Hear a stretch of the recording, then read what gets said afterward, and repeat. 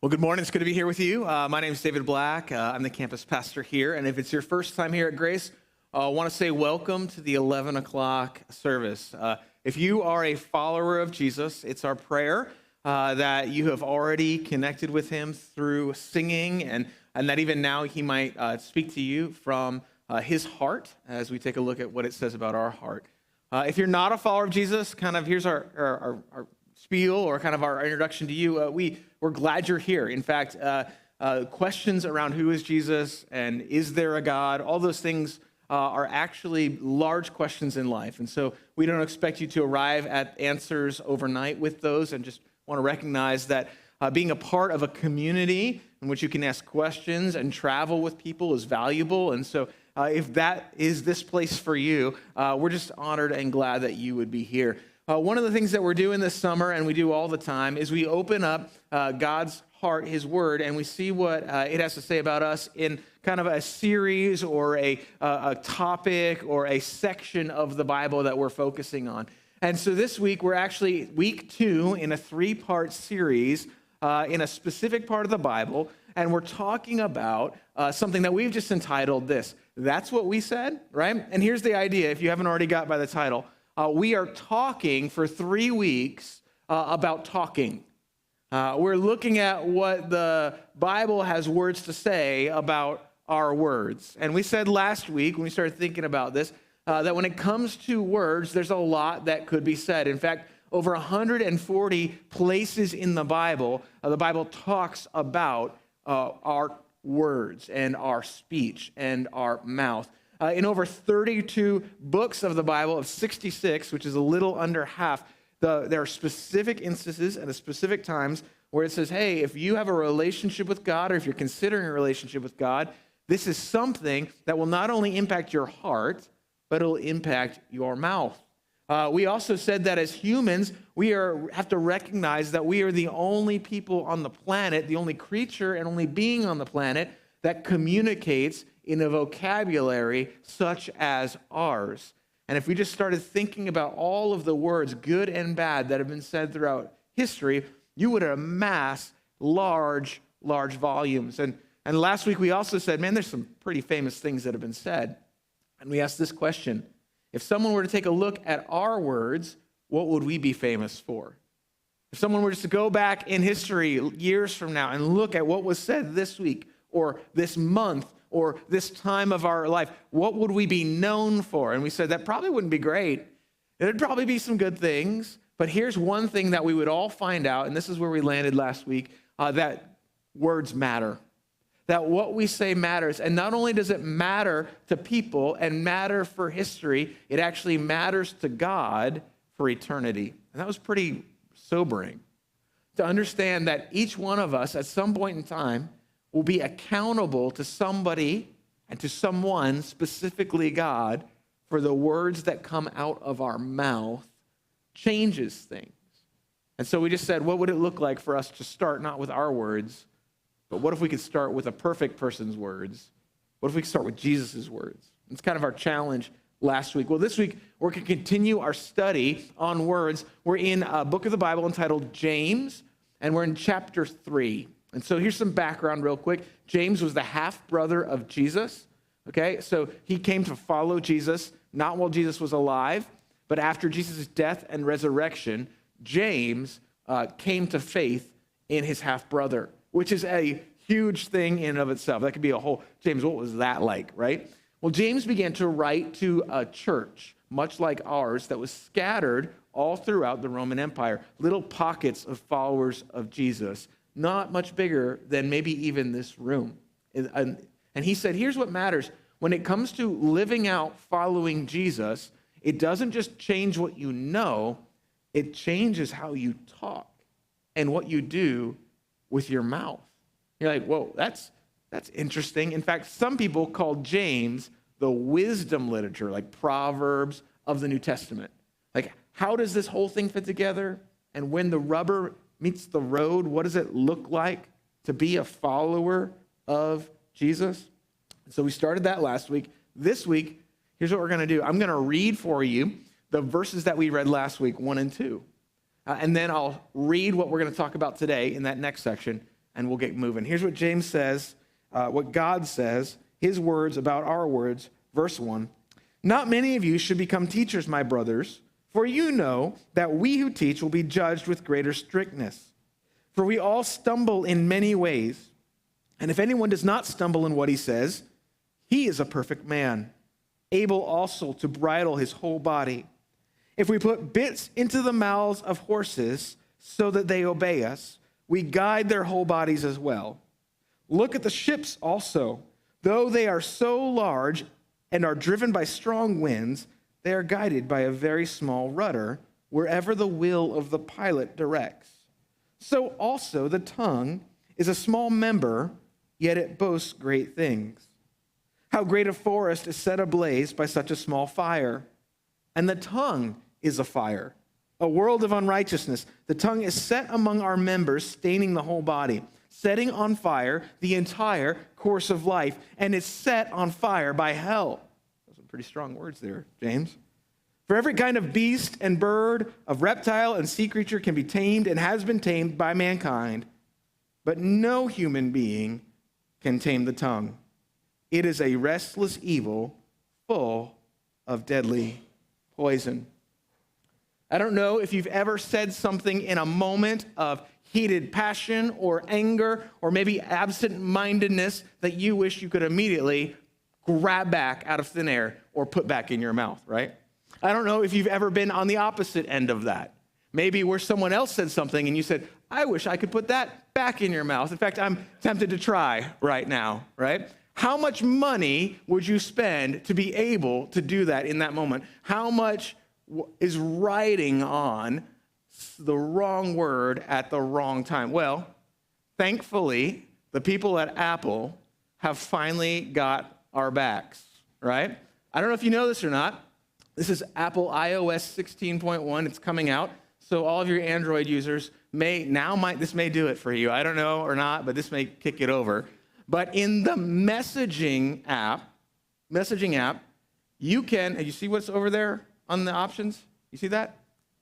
You can undo send a text. You can take it back. You can put the genie back in the bottle, right? You can say, hey, I've been thinking and we need a break, right? And 5 minutes later, bloop, how was your day, right? You can take it back. And if they didn't see it, you're still good, right? You can edit it, right? You can edit it.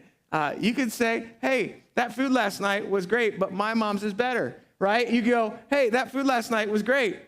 Tasted just like my mom's, right? Like you could change it right there in the minute. You could switch it up. Here's the catch, right? There's always a catch. You have to do it within 15 minutes, which I think is fair. Because I don't know about you, but most of my mistakes with my mouth, I know right away, right? Like this isn't like 2 hours, 2 days later, maybe I should take it back. This is like, wait. You're like trying to grab it. And Apple did it. They did it. It's taken care of. There you go. It's done. Some of you are like, I need that in real life, real time. Forget my phone, right? Like if I could just do that in the relationship with my coworkers, or maybe in the relationship with my family, or maybe in the relationship with my spouse, it'd be a superpower, right? You'd be like, I would totally change and like alter the course of my relating to other people. Some of you are going, I have a friend who needs that superpower, right now. And here's what you're saying, and what you're saying in your mind and what Apple recognizes is what God has recognized for a long time. And it's what James points out and says, that what we say is powerful. It's powerful. It carries weight. And in fact, it's so important that we as followers of Jesus recognize this, because here's what all the world knows, and here's what you know, that words are hard to forget, and when they're hard to forget, they're even more hard to forgive. And if we don't understand that words are powerful, those are the two realities that we wrestle with. So James writes to us and says, hey, listen, the good news of Jesus changes how you talk. And you have to understand that what you say, what we say, it's powerful. Look at what he says. He starts off by pointing us to the fact that our words are never just whatever. Our words are not just whatever. In other words, if you've ever been in a conversation and you're talking to somebody about something somebody said, and maybe they didn't like it, eventually they might say something like, it's just whatever. It's just whatever. And the Bible goes, no, it's not. Look at what James says in verse 3. He says, if we put bits into the mouths of horses so that they obey us, we guide their whole bodies as well. Look at the ships also, though they are so large and are driven by strong winds, they are guided by a very small rudder, wherever the will of the pilot directs. So also the tongue is a small member, yet it boasts of great things. The word small there is micro, and the word great there is mega. And he's going, we have this micro thing that equals mega things. And he uses two perfect illustrations there for this. He actually uses the two modes of travel most common to people in that day. They didn't have planes, they didn't have trains, they didn't have cars. They had two ways to get somewhere fast, and that was a horse or a ship. So he says it's like this horse here. Now here's what you need to understand about the horse that's in front of you. This is not just any horse. This horse can talk. No, this horse can't talk. This is the largest horse known in the world.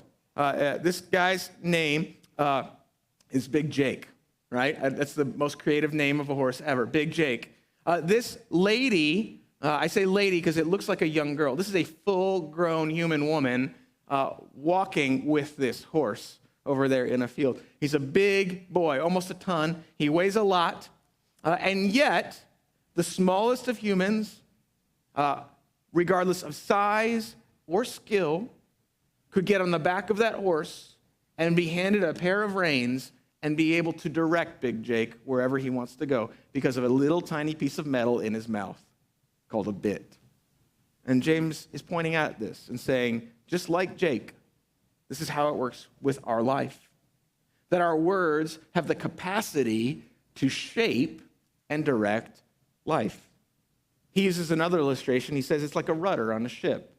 And again, there's a lot of components that are necessary to a ship. Back in the day, you needed sails with strong winds. Yeah, even when steam power came along, you needed coal to power that engine. Now it's nuclear power, right? You could have a hull. The hull of the ship is the part that keeps the water out. Pretty important. And yet, James goes, the best part of the ship, in fact, the most critical part of the ship, the most important part of the ship, is this little tiny thing called a rudder. And we've made a lot of advancements about how ships go, but we haven't changed the fact that every ship that wants to go somewhere has to have a rudder. It's got to be a way to direct it. The ship that's in the background here is actually the Bismarck. The Bismarck was a World War II German ship that was made to be a killer of the English Navy. They said, we need to build some battleship that is big enough that will go toe-to-toe with what England has on the seas. And out came the Bismarck. And the Bismarck, by the way, lived true to its name. Sunk some of the most famous battleships of the English Navy during World War II. Unfortunately, the Bismarck met its fate one day, not because of a skilled larger ship, but because of one issue. Its rudder broke. It found itself in the middle of a battle with a broken rudder, and the Bismarck drove in a circle over and over and over. And despite their best efforts, there's nothing it could do. And so the English Navy and the Allied forces lined up, and they waited till it came around, just like a clock, and sunk it. And it wasn't because the people weren't skilled on board. It wasn't because it wasn't a well-designed ship. It wasn't because it wasn't massive or capable. It's because of a little tiny thing under the water called a rudder. See, our words are able to direct and shape things. Before we go negative, just think positively. Just think about the positive side of that. Think about a coach or a teacher or a mom or a dad or a grandmother. Think about a parent. Think about at some point in your life, there has to be at least one moment somebody sat down or said something, and maybe it didn't even register with them, but maybe they said, I'm proud of you. Maybe they said, you're good at that. Maybe someone said, I'm glad you're here. You know, you could have a career in this. Somebody said, hey, I don't know if you know this, but that's not as easy for everybody else. You do that really well. And chances are, if you were to trace back where you are today in life, Somewhere along the route, somebody on that course directed you and aimed you towards something. You say, Matt, that conversation, that was a point that pointed me in a direction. In fact, every one of these illustrations, the horse and the ship, is similar in that there was a desire of a pilot or an intention. We'd call that the definition of a word. There's something I want to say. Then there was a direction that is given. So every conversation, every word that's said has a direction that you're aiming at. And by the way, if you're to follow that out in life, it has a destination. The Bible recognizes this fact in Proverbs. In fact, it says this about kind words and good words. It says, a gentle tongue is a tree of life. Meaning, man, if you have a mouth that's gentle, it's life-giving to people around you. Proverbs 16:24 says this, gracious words are like a honeycomb, sweetness to the soul and health to the body. If you've ever been in the presence of that, you understand. You know what's being said. And so just for a moment, think about your life. Think about what we say about ourselves. Think about what other people say about ourselves. You know, over time, the continual comment about our life, self-commentary and others' commentary, it develops something that we call today self-image. In fact, much of what we believe about ourselves and know about ourselves comes from what we say about ourselves or what others have said repeatedly over time. Some of you know someone, some of you are someone who has heard the same message from several different people about who you are, and that's who you believe you are, because that's been said over and over again. Think about your marriage. Your marriage is shaped and directed by the words that you say. It's built over time because of what you are doing every little day of every minute. Some of you remember the words that are said in your marriage more than others, right? Some of you are building not just a marriage out of words, but you're building career on it. You're saying, as I grow in this field, I'm amassing for myself words that are directing me one way or another. Families, as parents, if you're a grandparent or a parent, our children, the direction of how we shape them and steward them. As a boss, your employees, as I said, as a teacher, your students, as a coach, we are building and we are directing things and shaping things in life with words. Friedrich Nietzsche is an author, philosopher. He said this. He said, all I need is a sheet of paper and something to write with, and then I can turn the world upside down. He's like, just give me words, and I'll change something. And he did. When it came to philosophy and the way that people thought, he shaped it. Blaise Pascal says this about kind words. He said, kind words do not cost much, yet they accomplish much. Here's what I fail to consider often, and maybe you're like me. I often fail to consider that every conversation is construction. It's an opportunity to build. That every conversation that I speak with someone else is a moment in my life when I could be building something. The Bible talks about this in Ephesians chapter 4:29. Paul says this to a church. He says, let no corrupt, the word corrupt there means rotten, literally like rotten fruit. Let no corrupt talk come out of your mouths, but only such as good for building up as it fits the occasion, that it may give grace to those who hear. Now, every time I think building up, there's an illustration that pops into my mind, and I bring it every time. So this is probably old hat to some of you, but some of you it might be new. When I think about building up, I think about construction, I think about words, I think about conversation. Imagine if I showed up at your house one day, unannounced, and knocked on your door, and I said, hey, I'm here, and in my hands, I have the hammer that's on the left. There's something that you might say, oh, good, you brought a hammer. That's weird, but ironically, I have a picture that needs to be hung, or I have a shelf that needs to be straightened, or maybe there's a part of my home that needs to be put back together. Come on in. If I showed up unannounced at your house and you answered the door and I said, hey, I'm here, and in my hand is what is on the right, you might be a little more hesitant to let me into your life or your home. Why? Well, because that hammer you've seen before, and you know that it can tear some stuff down. It can break down some things that have been there for a while. And James is saying, hey guys, your words, your conversations are one of the two. That on one sense, we could build in and build up people and encourage them. Or on the other sense, we could bring in a sledgehammer to someone's life and honestly, in a short amount of time, take out some things that have been there for a long time. It's possible. And so I think it begs the question, when we talk about the fact that our words are powerful, that we ask this question: where are my words taking fill in the blank? Where are my words taking my children? Where are my words taking my marriage? Where are my words taking my fellow employees? Where are my words taking the image of somebody else? Where are my words driving other people? Is it towards Christ? Am I building them up? Where are they going? Because I don't know if you know this or not. What you want is not necessarily any importance if it's not backed up by what you say. So you might say, I want children who are well-adjusted members of society, but if you say the opposite to them every day, guess what happens? Right? You might say, I want a marriage that is peaceful and harmonious, and if you say the opposite toward one another over time, guess what you wind up with?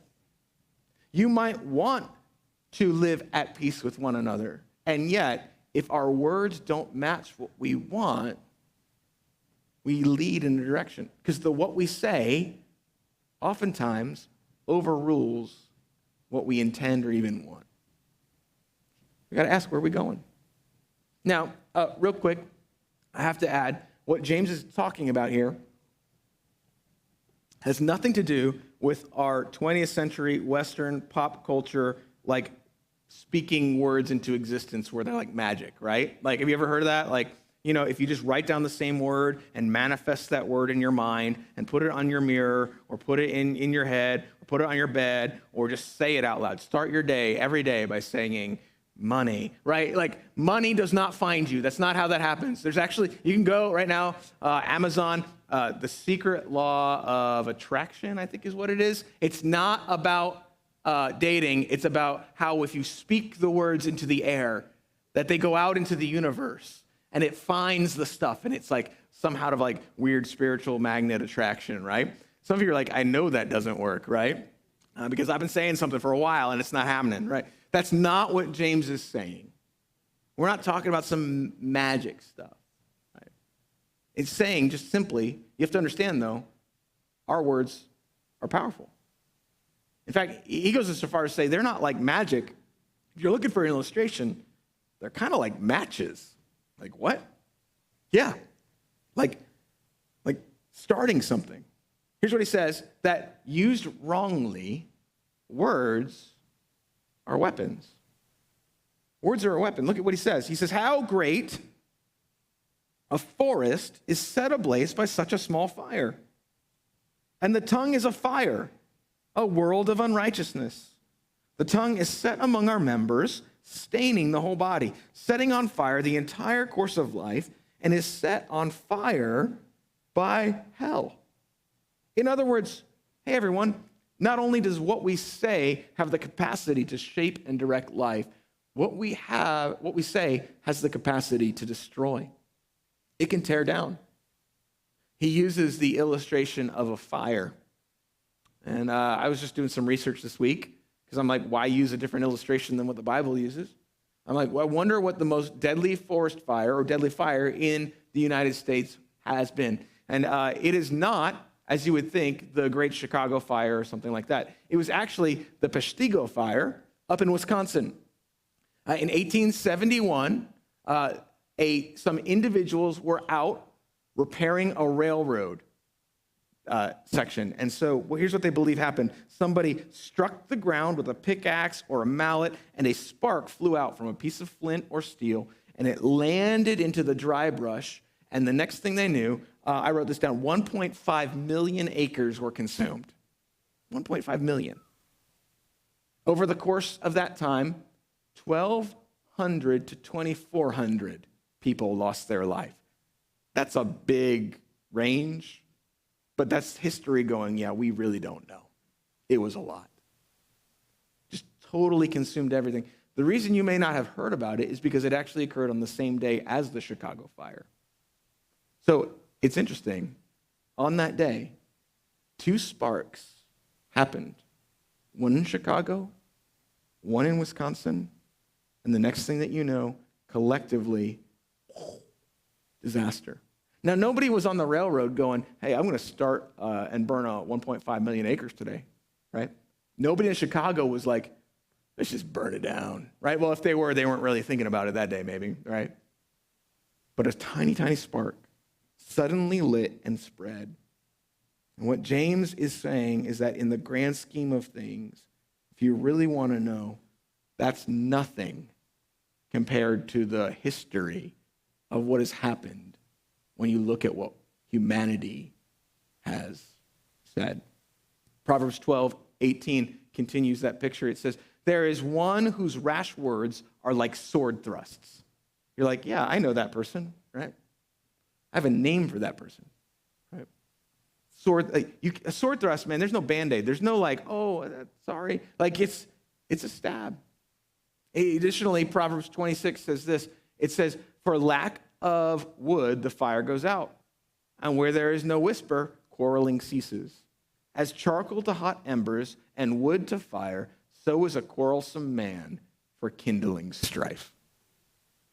Saying our words are like matches. They're like a spark.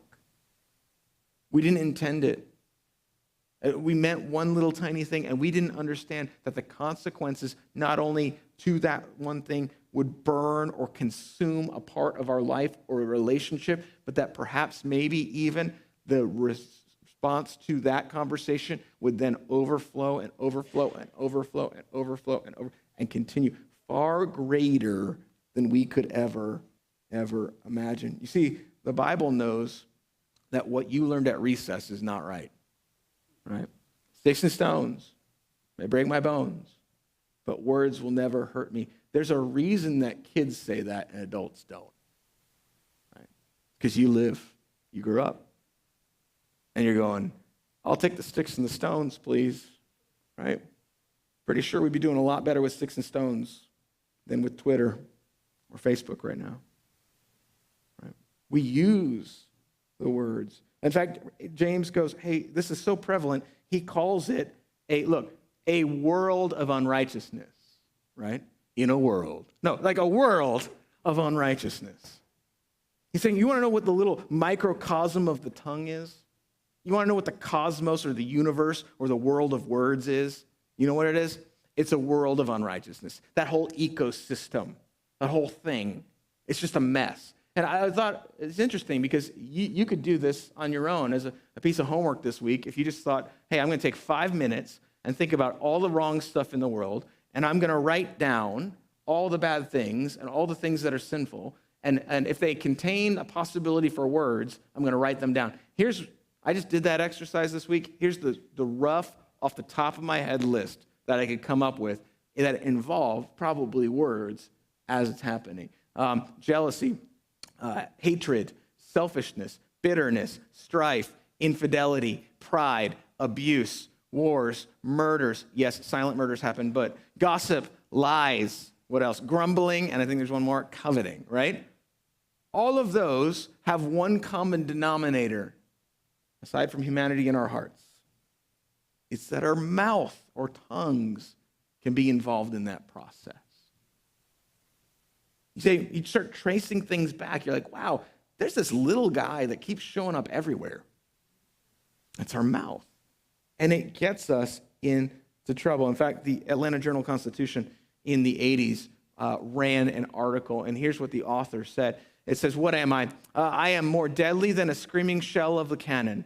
I will win without cost. I tear down homes, break hearts, and wreck lives. I travel on the wings of the wind. No innocence is strong enough to intimidate me. No purity pure enough to doubt me or daunt me. I have no regard for truth, no respect for justice, no mercy for the defenseless. The author continues. My victims are as numerous as the sands of the sea and often as innocent. I never forget and seldom forgive. What am I? And the answer is, they wrote, Gossip. Gossip. And James is like, yeah, you pretty much nailed it. That's it. You say, well, why is this the case? Why is it that we're all aware of this? Why is it that throughout history, the same thing has been said about what we say over and over and over and over again? Like, why can't we contain it? And James goes, if you really want to know the answer, and if you really want to start down that path, you may not like where it leads. Because if you trace the fire back and you go, why is it that way? Why is that all burned? Well, where did it start? You're like, well, somebody said something. Well, where did that come from? He said, you're going to go past our tongue. And if you really understand it, there's something else going on behind what we say. He says it's set on fire by hell. That's strong. Now, the word hell here is a common word used for the word hell in the Bible. And it's actually a picture. It's a word picture. Yeah, the word here is actually Gehenna, or the valley of Hinnom. And this valley is used by Jesus as a picture for what hell is like. It's not saying that is hell. It's saying it's like this place. And it was well known to people of that day. It was a valley outside of Jerusalem, outside the walls. And originally, this valley was used for the worship of the god Molech. Molech was a bronze statue that people would offer their infants on as a sacrifice, alive. And what they would do is they would light the fire underneath and heat the bronze hands of the statue, and then they would place a baby into the bronze hands, and that would appease the god Molech. And well, as you would imagine, the true God, the God of the Bible, was like, that's horrid and needs to stop. And so what he did when Israel came into the land, he said, you need to take that place that's being used for idolatry, and here's what I want you to do. I want you to take all your trash and dump it there. So that's what they did. It became where all the trash trucks in Israel went. Take all their trash out of the city. I don't know if you've ever thought about trash in Israel before, but there you go. They took it to the valley of Hinnom. They dumped it there. And how they got rid of trash is they would burn it. They'd burn it. So here's the picture. In Hinnom, there's always a fire going. There's always a fire. And it became symbolic with death and destruction and idolatry. And you would be in Jerusalem, and on a certain day, you could look out to the valley of Hinnom, and you could see smoke coming up. And you're like, oh, fires are going, trash is still there. And it became this picture of everything opposite of who God is and what he's doing. And so James is saying, here's what you need to understand about your words. That there's a source for the fire that's in your mouth. And most of the time, it's not simply you. It is a result of the curse, sin, and perhaps even the opposite spiritual power to who God is. So, when God created, what did he create with? Words. God said, let there be light. God's word creates, brings life, sustains life, upholds it. Hebrews says that he upholds the world by the word of his power. That's amazing. What do we do as mankind after Adam and Eve in the fall? Our words undo it. And so when we begin to speak, what James is saying is there's a clear link between the opposite of what happens when God speaks. We begin to undo creation. We begin to unweave the fabric of family and unweave the fabric of humanity and unweave the fabric of peace and justice and righteousness. We tear things apart because of the result of our sin. And James is going, you have something that's very, very flammable.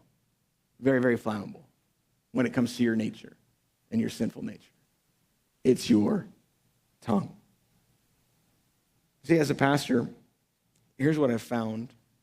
And as a person, you've probably found this to be true. That there are people that you encounter, and there are portions of your life, and maybe there are even families, that when you take a look at their life, you had to say there's a picture that looks like this. And you go, how did they get like that? How did they become like that? And you look at that picture just like now, and you go, well, obviously something was lit on fire. Where did that come from? Well, at some point in time, somebody said, and James goes, just keep doing the math further back. Now, serious stuff. And I know that's pretty heavy for the summer. But here's kind of what happens, I think, when we ever start talking about something serious like this, especially in church. I don't know about you, but this is just me. I started thinking about somebody who I know needs to hear this. I'm like, I wish my mother-in-law was here, right? I wish my boss was here. I wish my friend, and you start going, who was here at first service, right? Because they're not here now, and I'm wondering, were they here for this? Because we start thinking, man, if only my ex, or if only somebody else could hear this, because they're like, they got a flamethrower, and they're just running around everywhere, and they need to hear this. And every time I think that, there's something inside me that I'm like, oh, yeah. But what about me? You see, what about ourselves? And what are we going to do with that? Because James says something that I think is evident to all of us when we start actually examining ourselves. And it's this, that words weigh a lot. And I'm too weak. If you're to be honest, that's what we're feeling. You start doing the math on your history and your track record, you're like, oh man, God, you're right. Words weigh a lot. They are powerful, but I'm too weak. And James goes, exactly. In fact, he says almost word for word what we would say after talking about this. He says this, for every kind of beast and bird, of reptile and sea creature can be tamed and has been tamed by mankind. But no human being can tame the tongue. It's a restless evil, full of deadly poison. In other words, he's saying the reason that our world looks like our world, the reason that it's this way, is because our words have run wild in our culture, in our politics, in our economy, in our relationships, in our families, in our marriages. He's like, they're wild. Right? I love that he says every type of animal could be tamed and has been tamed. I'm like, someone tamed a hippo, right? But you get what he's saying, right? He's like, this is like, it's able to be done, but not our words. And what he's saying is interesting because I start thinking about like zoos, right? And keeping things in there. And I think it's interesting because when I hear him talk about this and he goes down the list, I immediately think about people who keep exotic pets. You know what I'm talking about? Yeah, you do, right? Like somebody's like, oh, that tiger's really cute. I'm going to take him home, right? And then you're like, but tigers get bigger, right? I don't think it's safe to have a tiger like running around, right? And every year or so, every 5 years or so, there's a news story about a man who had tigers or lions or an anaconda or something, and it got out. And it's like, loose python in the city or like whatever, right? And it's like, they found it, they gave it back. I'm like, why are we giving them back, right? Or it had a polar bear as a pet and they just kept it in the suburbs and next thing you know, right, it's on the loose because it always starts out, right, as cute and cuddly and it always ends up like this picture right here, right? That's how it works. We made a whole movie about this, right? Like, hey, this is what happens when you try to keep wild things that cannot be tamed in. They break out and they wreak havoc. They squish buildings, right? They eat people. And James is going, if you're just honest with your life, the times that I have tried to tame my tongue, the fences that I build for my mouth, they don't work. They work for a little while and then the power goes out, right? And the next thing you know, the whole island's overrun by velociraptors. That's how it works. Over and over. I think I'm going to do better next time. Like, I'm not going to say that. We even have conversations with one another before, like, events. Okay, now listen, your family's coming over, and so I need you, I need you to go ahead and you put a lid on it. I got it, right? Guess what? 2 minutes into the visit, I don't got it, right? Well, if they hadn't said that, right, here's what you do. You're like, I'm going to turn off social media. I'm off Instagram. I'm off Facebook, at least for a month, but then I'm going to get back on because I just need to see who had a baby and all that stuff. And then you read what's said and you're like, I wasn't going to post. Wasn't going to respond, just going to read. But then I saw it, and I had to, and I just, next thing you know, it's 2 hours later, and it's out there. You can't build a fence big enough. Because the truth is, right, that you and I, here's what we do. It's true about me, might be true about you. I constantly underestimate the danger of my words.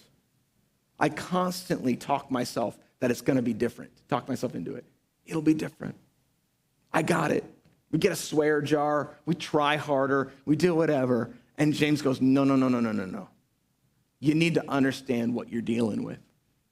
You need to understand what it is that you're trying to wrestle and control. Here's what he says. If you want to be honest, it's a restless evil full of deadly poison. Like, imagine if someone said, hey, here's a pet, it's restless and it's full of deadly poison. Where are you going to put that, right? You're like, not in my house, right? Restless, the word there is pacing back and forth. It's just waiting to get out. And so maybe you're hearing that and you're like, okay, what do we do? Like, what are we going to do? Like, two options, I think. I really think we have two options as people. If we all have a restless evil full of deadly poison that we're trying to control. The first option is not bad, but I don't think it's sustainable. And that's this. You can shut it. You can stop it. You can just say, I'm done. I'm not going to talk for the rest of my life, ever. And if you did that, you'd probably be good, at least in the realm of your mouth, right? You can cut it out. As Jesus said, if it causes you to stumble, pop it out. You're like, whoa, right? Is there any other options, right? Because listen, that's not really possible, right? Because now we can text, and then you have to chop off your thumbs, and then the whole deal, right? Like, we have other ways of communicating. The truth is, you have to actually communicate to get things done in this world. So shutting it, although somewhat advisable at certain times, your grandmother's right? If you can't say something nice, don't say anything at all, right? It's an option, and maybe some of us here today might need to take that to heart. Like, there are times where it might just be better to shut it. But I don't think that's what he's talking about. In fact, I think there's a better option. I think there's something else that we could do, especially as followers of Jesus. And that's this. I think instead of shutting it, I think we could surrender it and say, here you go. It's not mine. I can't control it. I can't just grit and bear it. God, I need you to intervene. In fact, David says something similar to this in Psalm 141. He said this, set a guard, O Lord, over my mouth. Keep watch over the door of my lips. AKA, the dinosaurs keep getting out of the fences that I built, God. I need somebody else who can take care of it. It's not, I can't do it. God, I need you to intervene in my life when it comes to what I say. Because there's not a jar that's big enough or a social construct large enough that's going to keep it from getting out. I need not to be contained. I need it to be changed. Because the good news of the gospel of Jesus Christ is this, that the one who made your tongue actually has come so that he can change it. He desires not just to transform your mouth, but every aspect of your life. You say, well, how do you know? Well, because when God spoke and the world was perfect, humanity screwed it up and altered the course of the direction of history and humanity ongoing. And yet, God enters history, the Word becomes flesh, dies on a cross. Why? So that he could begin the process of putting back together the things that we have misdirected and destroyed. So 2 Corinthians chapter 5:17 says, Paul's talking to you and me, if you're a follower of Jesus or even not a follower of Jesus, he's saying, here's what you need to know. If any man is in Christ, in Jesus, if you've surrendered yourself to Christ, he or she is a new creation. The old has passed and the new has come. In other words, God has the ability to begin to put back together what your words have destroyed. Some of you are here and you're doing the math this morning and you're going, It's not a good track record. And yeah, maybe I can try to stop it, but I don't know what to do about back then. I can't go back in time. I can't change it. So God is saying maybe to you today, you're right, you can't, but I will. If you'll let me. If you'll give it to me. Some of you are here this morning and you're going, man, when I look at the direction of my marriage or the direction of my kids, I don't like it. But I can't steer that ship. Can anything intervene? And Jesus is like, I can put it back together. I can transform it if you let me. In fact, here's the thing. Christians are not people who are just more self-controlled with their mouth than other people. Christians are people whose mouths and hearts have been changed by God. Notice James says, hey, not any human being can tame the tongue, but there is a God who can. So the question for you and me, and I think for us, is like, what does it look like to give him our mouth and our heart and say, here you go. You got to change it. You got to do it. Redirect. Would you begin to repair and restore and redeem what I've made a mess of? Cool. So I'm going to ask him to do that in our lives. Maybe as we bow our heads, I wonder what it could look like for God to, in the midst of a time of harsh words and division because of our rhetoric, that there might be a place of restoration and redemption and healing when it comes to words, not because we're perfect people, but because we're people who are open to God doing what he wants in our life. God, I wonder, Lord, would you make us as a church people who have transformed speech because we're willing to give up our right to say what we think or our desire to be heard, to allow you to change us, to speak through us. God, would you allow your people to be the place where healing starts, where reconciliation happens, where peace occurs, where fighting ends, where building up one another begins because of your Spirit. Lord, we need you. And so we give you our mouth and we give you our lives. Thank you for Jesus. Thank you for changing the course of what we've destroyed. It's in his name that we pray and ask these things this morning. Amen.